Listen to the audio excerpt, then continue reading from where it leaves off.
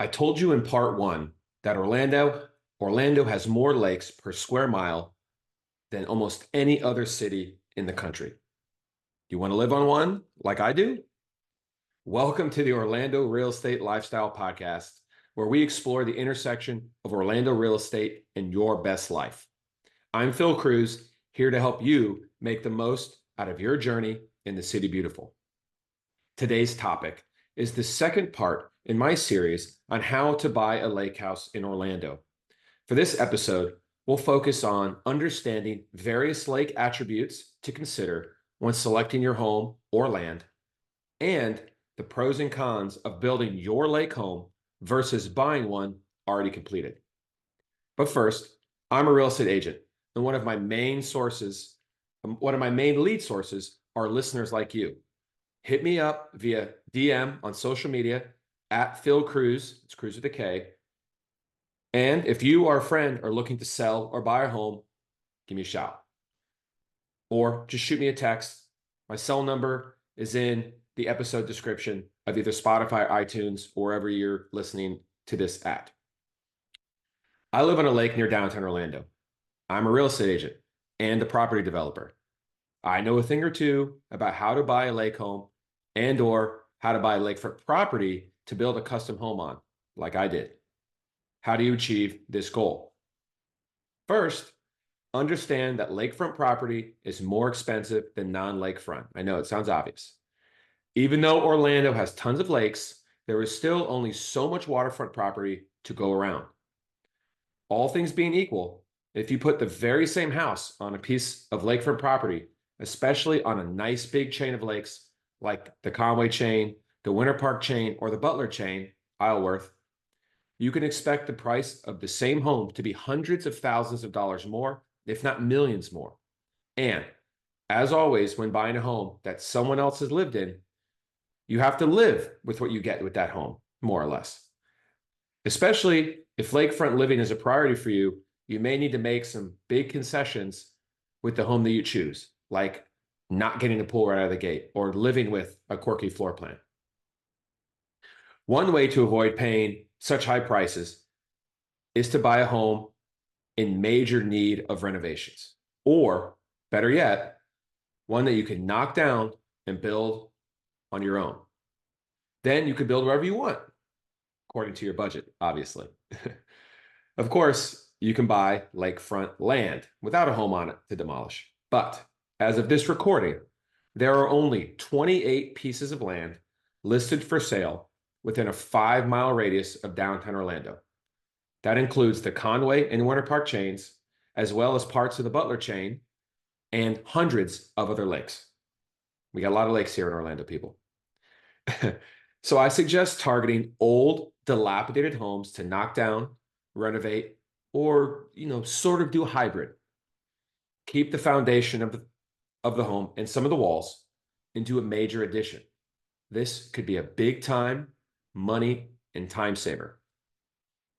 Now look, this episode is not the one to discuss the construction to permanent loan process, special type of loan, or the ins and outs of permitting and how it differs for a home you completely demolish versus one that you are renovating or doing in addition to, like adding a second story to or extending the back. So many different options.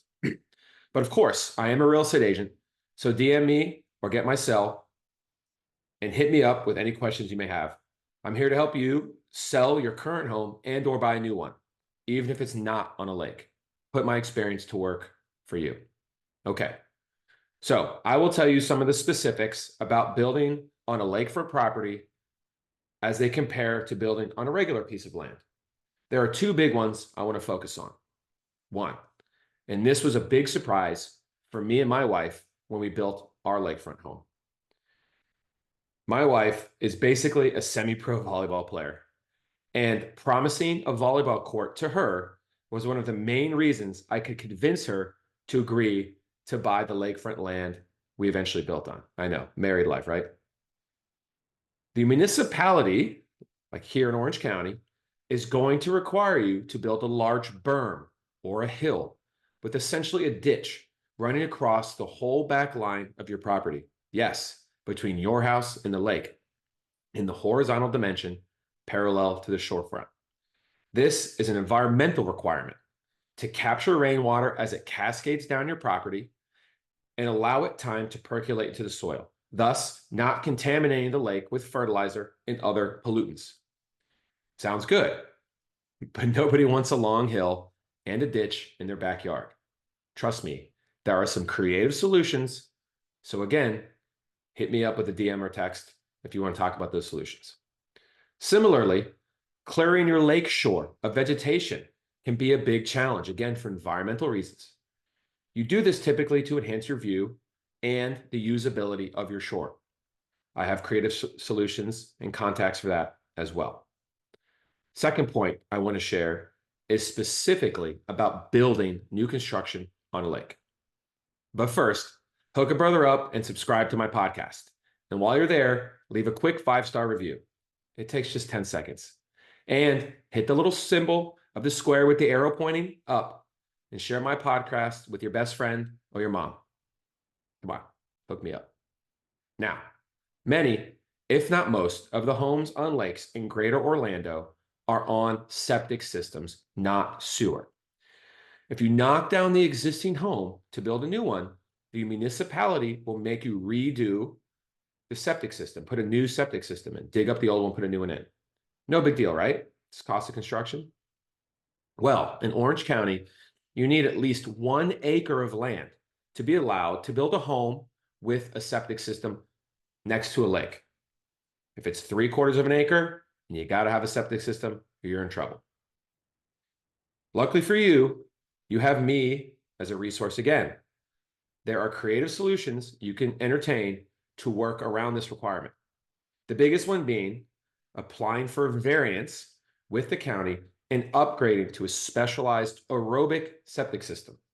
Again, the details are for a different podcast, but know that you can put my property development expertise to work for you when selling and buying your next home and or assessing the lakefront opportunity that you have relative to new construction and renovations. The last point I'll hit on is about your potential desire to have a sunset or a sunrise view. One of the key requirements I had when searching for my lakefront property was that it had to have a sunset view. Now, I was able to achieve that, but it did come with some unforeseen outcomes. The big one being the sun is freaking hot, man, especially in the summertime. And with a sunset view comes the western exposure to the sun, blasting your backyard with heat from noon to 8 p.m. in the summer. Also, most lakefront homes have tons of windows facing the lake and a wide footprint parallel to the shoreline. As you can imagine, this means the western sun pouring into your living room, your kitchen, your bedrooms, heating up your house, and forcing you to wear sunglasses inside. Yes, I've done it. You'll need to consider shade solutions, like keeping some trees that you thought you were going to take down, high-end window treatments, an extra extended patio that sticks out way far off the back to block the sun from the first floor windows, and even electronic or automatic sunshades and pergolas right out in the backyard, so you guys can sit in the backyard and not get cooked alive. Of course, you don't have the same issues with the sunrise view. Your only sunrise issue is your home potentially being flooded with light when you and the kids are still trying to sleep. Rewind this episode to pick out some of the shade solutions I gave you for this problem and apply them to your front yard. First world problems, I know, right? Living your best Orlando lifestyle may one day include living on a beautiful lake. And just know I have your back when it's time. And for other Orlando real estate and lifestyle tips, be sure to follow me on Instagram and Facebook @_Phil Kruse. That's Kruse with a K. And come on, just take 2 seconds to like my podcast and share the link with your friends.